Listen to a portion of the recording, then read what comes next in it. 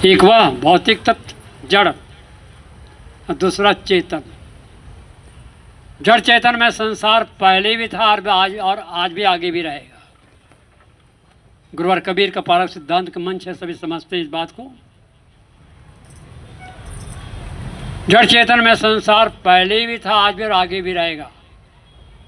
लेकिन जड़ात्मक सृष्टि की मान्यता को खत्म करके चेतन अस्तित्व को समझने के लिए यह सत्संग का कार्यक्रम किया जाता है कि मैं अविनाशी चेतन हूँ।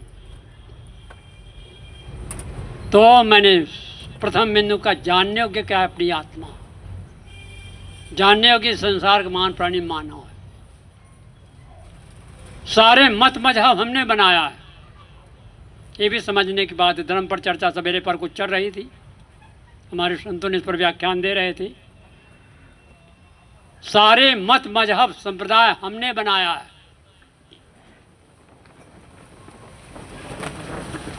ईसाइयों ईसा से ईसाई हुए, बुद्ध से बौद्धिस्ट हुए, महावीर स्वामी के प्रथम तीर्थंकर आदिनाथ ऋषभदेव जिसे कहते हैं, जैन धर्म की 24वें तीर्थंकर महावीर स्वामी, अलग अलग मतपंथ सब चला हुआ है। और इस अनादिकाल के संसार कितने मतपंथ चले गए, परिवर्तित होते रहते हैं। समझने की बात है। मत पंथ संप्रदाय बनते बिगड़ते रहते हैं, किसी व्यक्ति विशेष के द्वारा उसका संपादन होता है। लेकिन धर्म किसी देश और काल में व्यक्ति विशेष द्वारा नहीं बनता है। धर्म तो शाश्वत है, सनातन है, एक रस है। धर्म कभी परिवर्तन नहीं होता है। धर्म है आत्मा की आवाज। आत्मा की आवाज, या करो या ना करो। श्रुताम धर्म सरस्वम श्रुता जवाबधारताम आत्मा प्रतिकूलान परेशान न समाचरित। अपनी आत्मा का प्रतिकूल वो कभी किसी के साथ नहीं करना चाहिए। लेकिन आदमी विकारों से ग्रसित होने पता नहीं क्या क्या कर ले जाता है। पृथ्वी का धर्म कठोर है, जल का धर्म शीतल है, आग का धर्म उष्ण है, वायु का धर्म कोमल है। आपका चेतन का धर्म ज्ञान है। यह करो या न करो, यह करो विधि परक है, किसी का हित है, आपका हित है, समाज का हित है, बेदरक होकर करते चले जाओ, सफलता आपके पीछे दौड़ती चली जाएगी। लेकिन जिसमें आपका हित है, औरों का हित है, वो कभी किसी हालत में करने का प्रयास न करो। यही धर्म की वास्तविक परिभाषा है। और पूरी दुनिया के किसी कोने में आप चले जाइए, जिन्होंने गहराई से चिंतन किया, मनन किया है, इसी ऊंचाई पर पहुंचने का प्रयास किया। मत मजहब की बातें आती है तो कभी कभी हमारे मन में खटक भी होती है, लेकिन कर क्या सकते हैं? हम कर क्या सकते हैं? विभिन्न मतपंथवादी पहले भी थे, आज भी और आगे भी रहेंगे। शाश्वत नियम है ऐसा। भगवान बुद्ध, क्षमा करना, कुछ भगवान बुद्ध के न्याय लोग अगर बैठे होंगे तो, अच्छे अच्छे बौद्धिस्टों से मेरा संपर्क पड़ा, वार्तालाप हुई, बातचीत हुई। एक सज्जन दिल्ली से काठमांडू अपने विचार व्यक्त करने जा रहे थे। आज से 4 साल पहले की बात बता रहा हूँ। एक सज्जन बौद्धिस्ट बुद्ध विचारधारा से जुड़े हुए थे, दिल्ली से काठमांडू जा रहे थे। किसी ने बता दिया कबीर मंदिर है अयोध्या में, आप जाकर रुकिए वहाँ। किसी ने मेरा नाम बता दिया। चले आए, बैठे, मुझसे मिलने गए मेरे कक्ष में। मैंने कहा आपका परिचय बताया कि मैं बुद्ध विचारधारा से जुड़ा हुआ हूँ और मैं विचार व्यक्त करने के लिए एक बहुत बड़ी सभा में पहुँच रहा हूँ काठमांडू। मैंने कहा बड़ी खुशी की बात है, बुद्ध विचार व्यक्त करने आप जा रहे हैं। तो मैंने कहा आपका आहार विहार कैसा है? कहने मेरा सब चलता है। ये उन्होंने कहा, मैं सब खाता पीता हूँ। तो मैंने कहा आपसे कुछ भी बात नहीं करूँगा मैं, आप जाइए। क्यों? मैं ना ना ना जब आपका हार बिहार से, तो मैं आपसे क्या बात करूं? और क्षमा करना, बात कठोर होगी। भगवान बुद्ध इस भारत की धरती में पैदा हो गई, यही इन्होंने साधना समाधि का लाभ लिया और यही कुशीनगर में उनका शरीर शांत हुआ है। ये सही बात है। उत्तर प्रदेश और बिहार छोड़कर को कहीं नहीं गए, इस बात को मैं चैलेंज के साथ कहता हूँ। लेकिन बौद्धिस्ट लोग कहते हैं वो चीन, जापान, थाईलैंड, पता नहीं कहाँ कहाँ गए बुद्ध। उनको इतिहास का खुदे पता नहीं है।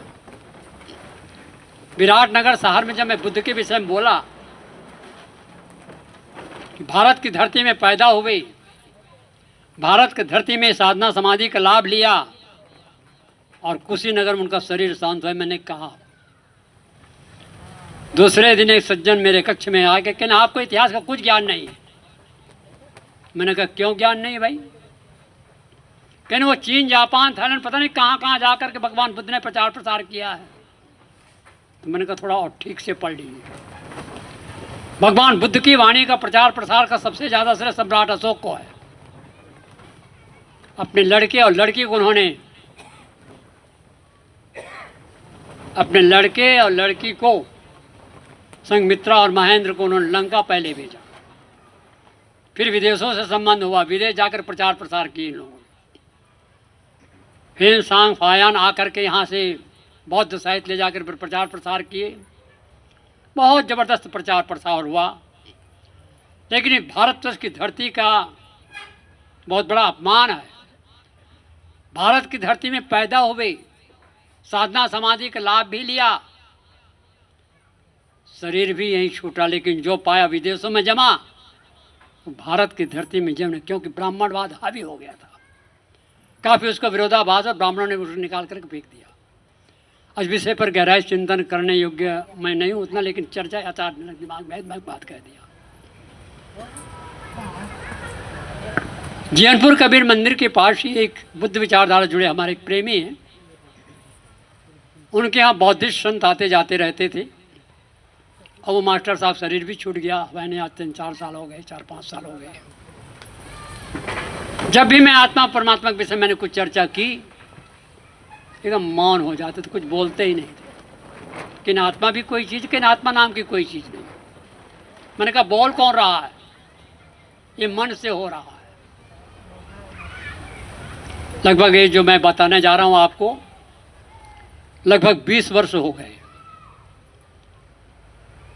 जो मैं बात बताने जा रहा हूँ 20 वर्ष पहले की घटना है। वैसे मैं काठमांडू समय समय से जाता रहता हूँ, मेरे छुटपुट कार्यक्रम होते रहते हैं उधर। घूमते घूमे एक हमारे ध्रुव बहादुर थापा भक्त थे, वो चले साहब जी आज काठमांडू घूम लेते हैं। नहीं जाना चाहे, लेकिन उनका बड़ा आग्रह था, चलो भाई घूम लेते हैं। घूमने चले गए। घूमते घूमते जहाँ पर उनका शिविर लगा था, विपश्यना शिविर, जहाँ पर विपश्यना शिविर लगा था, वहाँ नज़दीक पहुँच गए। चलिए, उस समय जयदयाल गोंदिका जी का विपश्यना केंद्र उनका चल रहा था। समय भी समाप्त हो गया, लेकिन फिर भी कहा चलिए भी, आग्रह करते चले गए। मिलने का समय तक खत्म हो चुका था। दूसरे दिन के लिए फिर उन्होंने कहा कि कल आइए। दूसरे दिन हम समय से वहाँ पहुँच गए। पहुँच तो गए, मैं समझता था कोई विरक्त संत होंगे, ऐसा मैं समझ रहा था।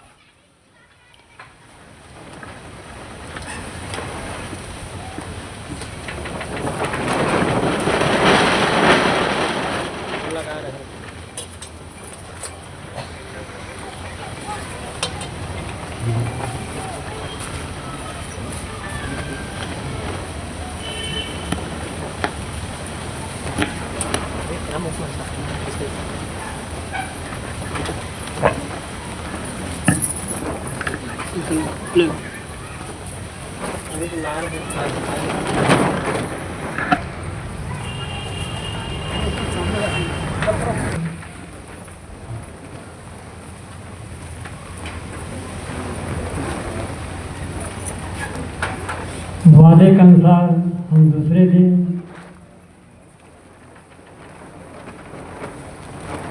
गुरुदेव जी के पास हम चले गए। मैं समझता था कि कोई विरक्त संत होंगे, गृहस्थ थे, पत्नी थी, कुर्सी पर बैठे हुए थे, मैंने गद्दे पीछे कुछ हम लोग बैठे और कुछ दर्शनार्थी लोग पहुंचे हुए थे, हम भी पहुंचे। कुछ देर हो गई, हमने कहा स्वामी जी आपके दर्शनार्थ हम आए हुए हैं, आप कुछ विचार दीजिए। उन्होंने कहा कुछ पूछिए आप। उन्होंने कहा कुछ पूछिए, तब मैं कुछ बोलूं। मैंने कहा प्रश्न कुछ भी नहीं, मैं कुछ भी पूछूंगा नहीं आपको, आप जो विचार देंगे हम सुन करके चले जाएंगे। नहीं आप कुछ पूछिए तब मैं कुछ बोलूं। जब उन्होंने कहा कुछ पूछिए तो मैंने यही प्रश्न किया मेरे दोस्तों, 4 आर्यसत और अष्टांगिक मार्ग है। 4 आर्यसत और अष्टांगिक मार्ग उनका मूल सिद्धांत है। 4 आर्यसत दुख है, दुख का कारण है, कारण तृष्णा है, तृष्णा निरोध किया जा सकता है। दुख है, दुख का कारण है, कारण तृष्णा है, तृष्णा निरोध किया जा सकता है। हम आपसे जानना चाहते हैं इस दुख के अनुभव कौन कर रहा है, हम पूछ रहे हैं उससे। दुख है ये अनुभव कौन कर रहा है? दुख का कारण तृष्णा है, अज्ञान है, कौन निर्णय ले रहा है? उसका निवारण करेगा कौन? ये प्रश्न उनको बड़ा असमंजस में डाल दिया। तो वो कहते छोड़िए सब बात, इस चक्कर में क्यों लगे हुए हैं? ये उन्होंने कहा आप इस चक्कर में क्यों पड़े हुए हैं? छोड़िए ये सब, छोड़िए, आइए हमारे शिविर में भाग लीजिए और मन को देखिए। आपको सारी सुविधाएं दी जाएगी, 10 दिन आप रुकना होगा, हम सारी व्यवस्था आपको देंगे, आइए। हमने कहा हमारे पास समय नहीं, हम रुक नहीं पाएंगे, लेकिन आप बता तो दीजिए। कहने यही सब आत्मा आत्मा आत्मा आत्मा परमात्मा परमात्मा यही कहते आए, सब छोड़िए आप। आत्मा परमात्मा कुछ नहीं, केवल मन को देखिए। मैंने कहा स्वामी जी मन को देखने वाला कौन होगा? जान लीजिए आप पार्क लोग बैठे थे, विचार कीजिए मन को देखने वाला कौन होगा? जैसे आप सबको मैं देख रहा हूं, आप सब मुझे देख रहे हैं, तो मैं दृश्य देख रहा हूं आपको, आप सब मुझे देख रहे हैं, तो मेरा शरीर दृश्य हो गया, आप दृष्टा हो गए। मैं देख रहा हूं, मैं दृष्टा हो गया, आप दृश्य हो गए। और सिद्धांत के मेन ज्ञान है, दृश्य कभी दृष्टा नहीं हो सकता, दृष्टा कभी कभी कभी उत्तर दे दिया करो आप लोग। जो देखने वाला है वो दृष्टा है, और जो दिखाई देता है वो दृश्य है। मैं देखता हूँ माँ बहनें बैठी हुई है, पुरुष भाई लोग बैठे हुए हैं, हमारे संत गुरुजन बैठे हुए हैं, मैं दृश्य देख रहा हूँ, आप सब मुझे देख रहे हैं, तो मेरा शरीर दृश्य हो गया। तो हमने उससे कहा कि आखिर मन कहाँ से आता? मन को कौन देखेगा? मन से क्या व्यासिक वृत्ति है, जो देखा सुना चखा भोगा जो संस्कार है वही मन है, और क्या? बड़ा अटपटा लगा। तो सब छोड़िए आप, आइए शिविर में करना। इतने जो मिलने समय था, घंटे लग गई, चले। ये सही बात है, मेरे साथ गुजरा है। जब मैं वहां से लौटकर आश्रम में पहुंचा तो उस समय पूज्यवर गुरुदेव श्री आज्ञा साहिब जी थे। उनको किसी ने बता दिया साहिब जी गए थे वहां, मुझका जी से मिल करके आए। मुझसे भी साहब ने मुझे जहाँ तक गया तो था, क्या बात हुई, क्या चर्चा हुई? उन्होंने पूछा तो मैं बता दिया। कहने हाँ सिर्फ मैं जाना नहीं चाहता, सुनता हूँ कई वाले मैं गया नहीं अभी तक। तो उनके मैं प्रथम बार दर्शन किए थे। एक बार वैसे भगवान बुद्ध की गर्मा इतनी जबरदस्त है, मेरी आस्था भगवान बुद्ध पर जो क्रांति मचा दिया उन्होंने। बहुत दसाइज पढ़ने पर पता चलता है कितने बड़ी क्रांति मचा दिया था भगवान ने। दूसरा जैन दर्शन की बात है, वो कहता है जड़ को चाहिए सब जगह जीव ही जीव है। विजय की वाणी आपके धर किया होगा, जैन धर्म का मर्मण जाना, पाती तोड़ देव कराना, दौड़ा मरवा चंपक बोला मानव जीव और सब बोला। जैन दर्शन सब जगह जीव ही जीव है, सब जगह जीव ही। अतिवाद आपके यहाँ जैनी साधु कभी कभी आते होंगे? आते हैं भैया, बताओ आप आते हैं? आप भोजन बना के खिलाते हो? हाँ, मैं नहीं सुन पा रहा हूँ। स्वयं रखते हैं कार सेवक अपना, वो आपको बनाया हुआ भोजन नहीं करते हो? खुद बनाते हैं? सब चीज उनके पास रहता है, हाल व्यवस्था। हमारे स्कूल में तो लोग रखते हैं, रखे जाते हैं हर तरह से बना। भोजन बनाते हैं? मैं आज पहली बार सुन रहा हूँ। उनके साथी लोग बनाते हैं। उनके साथी लोग जैनी लोग ही बनाते हैं? थोड़ा और ठीक से पता लगा लीजिए आप, जैनी भोजन नहीं बनाता है, ठीक से पता लगा लीजिए। जिनके साथ बीता वो बता रहे हैं मुझे, सुन लीजिए मेरी बात। यहाँ से तो काफ़ी दूर है, दुर्ग जिला। आप जानते छत्तीसगढ़ के निवासी हम लोग। दुर्ग से बालोद जिला जाने के लिए रास्ते में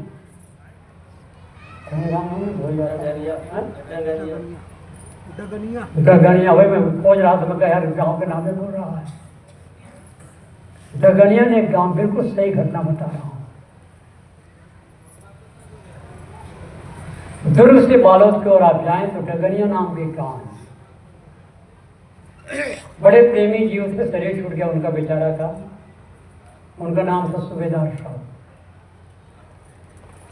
उन्होंने खुद मुझे बताया, उनके यहाँ पारखी संत आते जाते रहते हैं, उनके यहाँ भोजन भंडार खाना पीना सब होता है, सत्संग होता है बहुत। उनकी जो बहुएं हैं, उनके घर की जो माताएं हैं, भोजन बना करके तैयार किए। 8 महात्मा पहुंचे थे, 8 जैनी महात्मा। स्वाभाविक बात है, भोजन तैयार करना चाहिए, भोजन खिलाना भी चाहिए। हर बार जब भी उनके पहले कई बार और जा चुके थे जैनी महात्मा, भोजन बना के खिला देते थे झूठ बोल करके। अब की बार उन्होंने सोचा कि अब की बार महात्मा खाए चाहे ना खाए, लेकिन झूठ तो बोलेंगे नहीं।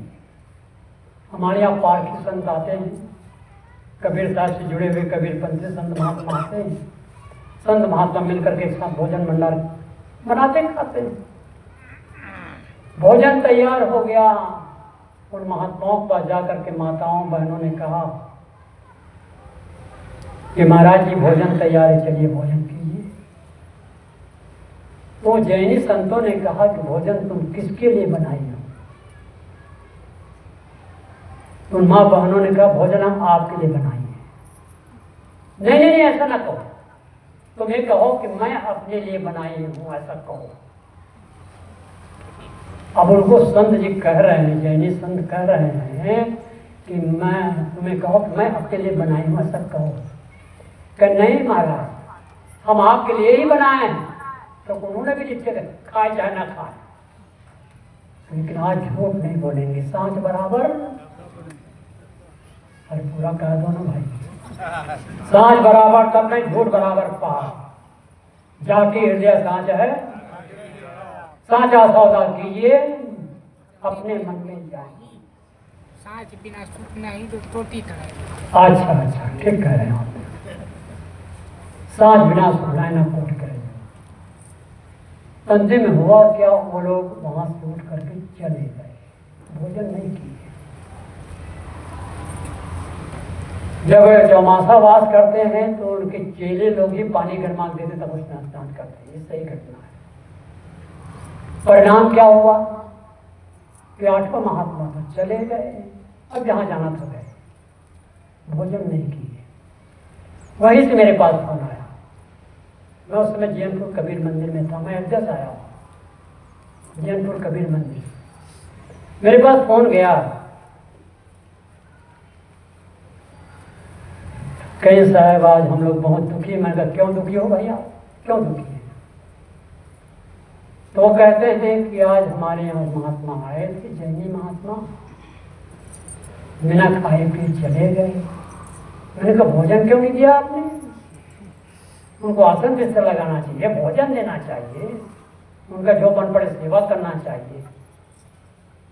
कहीं सर बात ऐसी नहीं है, बात तो भोजन भंडार तैयार करके तो रखे, लेकिन अब की बार हमारी बहुओं ने सोचा कि हर बार तो झूठ बोल करके खिला दे, अब की बार झूठ नहीं बोले, महात्मा खाए या ना खाए। परिणाम क्या हुआ? इन्होंने कहा कि भोजन हम आपके लिए ही बनाए हैं। बस वो लोग नाराज होकर के यहाँ से चले गए।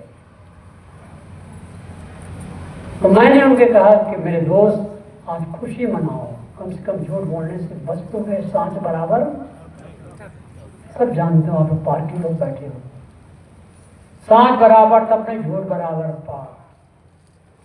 जाके हृदय सांच को ताके हृदय, सांचा सौदा कीजिए अपने मन में जाओ। सभी परमात्मा परमात्मा आप हैं, सभी भगवानों भगवान आप हैं, सभी ईश्वरों की ईश्वर आप हैं। पूज्य श्री ज्ञान साहब जी इस विषय पर ज्यादा प्रकाश डालते थे। गुरुदेव श्रीवास साहब जी भी इस विषय पर बहुत चिंतन पेश करते थे। जिस दिन हम और आप नहीं रह जाएंगे, मानव प्राणी नहीं रह जाएगा, तो ईश्वर खुदा गॉड परमात्मा की चर्चा कोई करने वाला नहीं होगा। ये सही बात है। मानव ही श्रेष्ठ है, मानव ही महान शक्ति है। जिस मानव ने अपनी मानवीय शक्ति को जागृत किया, वो दुनिया का महानतम व्यक्ति, उनका नाम हो भी तो गया। वही मानव शक्ति हमें लोगों को मिली, हम लोग अपनी शक्ति सामर्थ्य जागृत कर रहे हैं। तो जब इन दार्शनिक चिंतन में जब मनन करते हैं, देखते हैं, तो कविता मुझे बार बार याद आती है कि सत्य का संदेश तुम जग को दिए हो, कर सका कोई नहीं वैसा किए हो, तुम मुलाजे में गन्ना बात सीखी, कह दिया सच भले ही लगी थी। तो सारे मतपन तो हम बनाते हैं। ईशा को हुए 2026 चल रहा है। 2026 पहले ईसा नाम का कोई व्यक्ति नहीं था। महावीर स्वामी के 2600-700 वर्ष हो गए होंगे। इसके पहले महावीर स्वामी नहीं। बुद्ध को हुए 2500-600 वर्ष बुद्ध को भी हुए होंगे। उसके पहले सिद्धार्थ नाम का कोई व्यक्ति नहीं था। तो सारे मत मजहब हमने आपने बनाया है, सारे मत पंथ का निर्धारण करने वाले हम हैं।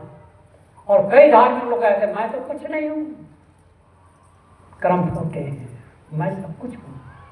अगर मैं ना होता तो कुछ भी ना होता। यहीं पर एक कविता बार बार याद आती है। अजराय अखंड रूपी परमा प्रकाशी, देखो सूर्य से उजासी, देखो अति सुहायु है। ब्रह्म जगत कर्म मेटि जाए, संधि का नासी, संशय सब चोर कर धोर से उड़ायो है। वेदों प्रमाण और वाणी न के मत जेते, और सिद्धांत सो तो सर्वलो दिखायो है। सर्वहु को जाने सो तो सर्वहु सुन्यारो रहे, सर्वहु को जाने सो तो सर्वहु सुन्यारो रहे। सोई गुरु रूप निज पारख लखायो है, सोई गुरु रूप निज पारख लखायो है। मेरे दोस्तों, मित्रों, साथियों, हम सभी भाग्यशाली हैं जो गुरुवर कबीर के पारक सिद्धांत से हम लोग परिचित हैं, पारक सिद्धांत का न्यायी है। पारक बिना नासिक कर विचार, परखो परखो परखो परखो। तो मैंने कहा जानने योग्य क्या है, करने योग्य क्या है। करने योग्य है तृष्णा का चाहिए, आकर्षण ही दुख का कारण है। आँख से हम रूप देखते हैं, कान से हम शब्द सुनते हैं, जीभ से हम रस चखते हैं, त्वचा से स्पर्श करते हैं, नाक से गंध सुनते हैं। ये सारे संस्कार हमको भटकाते हैं और अनादिकाल से भटकते हुए आ रहे हैं। अब बोध प्राप्त करें और इस आवागमन के चक्र से दूर हो जाएं, इसलिए साधना समाधि का लाभ लिया जाता है। तो करने योग्य क्या है? संतों की संगत। इस मामले में बहुत उदार हैं आप लोग। आप लोग मैं नमन करता हूँ, आपके चरणों में मेरा सिर पड़ता है। इस छत्तीसगढ़ की धरती को मैं नमन करता हूँ, जहाँ इतने सत्संग की झड़ी लगती है। कबीर पंथियों को तो विशेष रूप से चलता ही है, गायत्री वालों का भी चलता है, राधा स्वामी वालों का भी चलता है, महाभारत कथा भागवत वालों का भी चलता है, निरंकारी वालों का भी चलता है। विभिन्न मतपंथवादियों का सबका सम्मान करते हैं, बहुत बड़ी विशेषता की बात है। भारत के और अन्य प्रांतों में ऐसी सत्संग की झड़ी जहां तक मैं समझता हूं और जगह नहीं होता है। आप तो एक क्षेत्र में, लेकिन हम तो विभिन्न जगहों में, विभिन्न प्रांतों में सब जगह जाते हैं, देखते हैं। इस धरती में बार बार नमन करता हूं, लेकिन साथ ही साथ एक पीड़ा भी होती, बड़ा दर्द भी होता है। इतने सत्संग की झड़ी लगने के बावजूद भी, इतने विचार गोष्ठी होने के बावजूद भी सबसे ज्यादा शराबियों की संख्या छत्तीसगढ़ में होती है। सही बात है। और वो हाथ ताली क्यों लगाते हो? बंद करो, ताली लगाते हो। छत्तीसगढ़ की धरती में इसलिए बता रहा हूं, इतना बढ़िया सत्संग की धारा चल रही है, इतने मतपंथवादी का हृदय से सम्मान करते हैं आप लोग। इसमें होंगे कुछ लोग बीड़ी सिगरेट पीते होंगे, तो आप पीने वाले भी बैठे होंगे। मैं किसी से पूछूंगा नहीं, क्षमा करना। लेकिन मेरा निवेदन केवल इतना ही है, अगर आप पीते हो छोड़ दो। अगर किसी प्रकार मांसाहार कर दो, बिल्कुल छोड़ दो। जो मत मारो वापरा सबका एक ही प्राण, और हत्या का गुण छूट है। सब तो जानते हो कौन सी नई बातें बता रहा हूं। ये घात न कीजिए बोल ले तो कान तीरथ गए न बांच को ढीला देता। तन मन वचन हमारा शुद्ध होना चाहिए। चोरी, हिंसा, व्यभिचार, गाली, निंदा, झूठ, ईर्षा, क्रोध, मान, छल, ये दोष है। पूरी शक्ति भटिकाने का प्रयास करो। दया, क्षमा, संतोष, धीरजशील विचार, विवेक विचार गुणी से। दया, क्षमा, संतोष, धीरजशील, विवेक विचार गुण से अपने आप को प्राप्त करने का प्रयास करो। नित खरसाल लोहा घन छोटे, नित की गोष्ठ माया में टूटे। निरंतर सत्संग की धारा बढ़ते रहने से सारे विकार दूर हो जाते हैं। और इस सत्संग की भूमिका में आप सब बैठे हुए हैं, निरंतर परिमार्जन आप सब करते रहते हैं। बहुत बहुत भाग्यशाली। और प्रतिवर्ष सत्संग कार्यक्रम होता ही है। आप करने योग्य क्या है? जो करना चाहिए वही हम लोग कर रहे हैं। पाने योग्य कुछ भी नहीं है। जो निरंतर प्राप्त उसी की याद करना है। संसार के जितने प्राणी मिलेंगे पदार्थ में सब छूट जाएंगे। बचपने सब तक कितने प्राणी मिले पदार्थ में सब छूट गया, लेकिन आपकी सत्ता आपसे कभी भी नहीं छूटेगी। इस बात में मैं बहुत सूझबूझ से कह रहा हूं। परिवार का संबंध कुछ दिनों के लिए होता है। माँ बाप, पत्नी, बच्चे, परिवार, खेती बाड़ी, रुपये, पैसे, धन दौलत, इतने जीवन तो पता नहीं कितने प्राणी पदार्थों का मिलन हुआ, बिछुड़न हुआ, लेकिन आपकी सत्ता आपसे कभी भी नहीं बिछुड़ती। जो मिलता है छूट जाता है, जुड़ता सो टूट जाता है, जन्म लिया सो मर जाता है, संग्रह सब लुट जाता है। जो खिलता मुरझा जाता है, चुनता सो ढह जाता है। शाश्वत नियम प्रकृति का है, परिवर्तन ही रह जाता।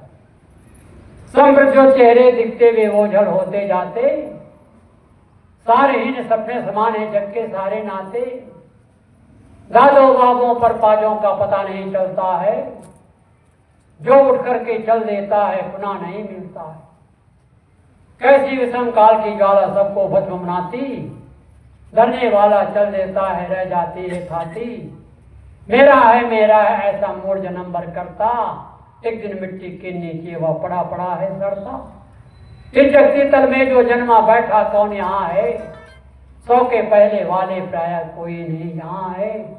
छोड़ो झूठी धन की आशा छोड़ो, अहंकार की दुर्धर बेड़ी को विवेक से तोड़ो। मैं मेरी माया के पिंजड़े से उड़ के निर्मोही, भाग चले जाओ उस प्रदेश में जहाँ असंगत द्रोही। जीव तुम्हारा तू केवल है और सभी धोखे, सबसे मुड़कर निस्स रूप में आ जाए चौके। परमात्मा तुमसे कहीं पृथक बाहर है, तुम अल्पज्ञ हो, किंची को प्रचन्न हो। तमाम धार्मिकों ने ऐसा लोगों को मजबूत कर दिया, करने वाला कोई और, करने वाला कोई और। कहाँ है सोचो पर। अभी मैं उसी की चर्चा कर रहा था, जो दिखाई देता वो दृश्य जगत है, देखने वाला दृष्टा जगत, इसके अतिरिक्त इसकी कोई सत्ता है नहीं। जड़ चैतन्य में संसार पहले भी था, आज भी है, आगे भी रहेगा। कारण कार कटुट व्यवस्था हमारा सामाजिक कहते हैं। गुरुवर विशाल देव ने कहा, जान सका ने आज तक कोई जीव या भेद, पारक बिना स्वरूप के कैसे हुए अखेद। अखेद मतलब कष्ट से रही, खेद मतलब पीड़ा, पीड़ा से रही, कैसे हुए अखेद। इसे कहते हैं पारक पारक पारक। भोल मिले गुरु मिले पार की पारक दे लखाई, कहाँ है कबीर भोल की औसत पारक सबकी भाई। कुंभ मेले के अवसर पर आप लोगों ने देखा होगा, कुंभ मेले तो आप लोग गए होंगे, जो बीता है इसमें गए होंगे। पहले गए थे बाद में गए थे आप लोग? पहले गए थे? नहीं गए हो आप लोग? मेरे को वहाँ कोई बोलते ही नहीं है। बीच में गए थे, सही सलामत आप लौट गए थे ना? बहुतों खलक बड़ी दुर्गत हो गई थी वहाँ पर, जब तक मैंने देखा। बस मैं पहले जाकर के चला आया था। कुंभ मेले की बात जब आती है तो मैं पुराने कुंभ मेले पर पहुंच जाता हूँ। सन 1974 की बात, पूज्य श्री ज्ञान साहिब जी के गुरुदेव तपसी साहब कबीर पंथियों में धामा खेड़ा खरसिया वालों की गद्दी और पारस समाज गद्दी में श्री तपसी साहब जिनको कहते थे, श्री ज्ञान साहिब जी गुरुदेव जी शिविर लगाते थे। सन 74 में शिविर लगाते। हम वहाँ श्री रघुराज साहिब जी की संत मंडली, कोटा और जयपुर कई जगह कार्यक्रम करते हुए उस कार्यक्रम में हम लोग पहुँचे थे कुंभ मेले के अवसर पर। एक दिन घूमने के लिए मैं मेला की तरफ चला गया, साहिब जी से पूछ करके, रघुराज साहिब जी से पूछ करके, साहब थोड़ा मेला तरफ घूमे आता हूँ। मेरे साथ एक और साथी थे, याद नहीं कौन थे। घूमने चले गए तो सारा दृश्य देखा। उस परम पिता परमात्मा के दर्शन करने के कितनी कठोर साधना तपस्या। मैंने देखा कई जगह पूरे जमीन में पूरा शरीर गड़ा हुआ है और हाथ ऊपर रखा हुआ, पता नहीं नाइट का पाइप कहाँ लगा रखा।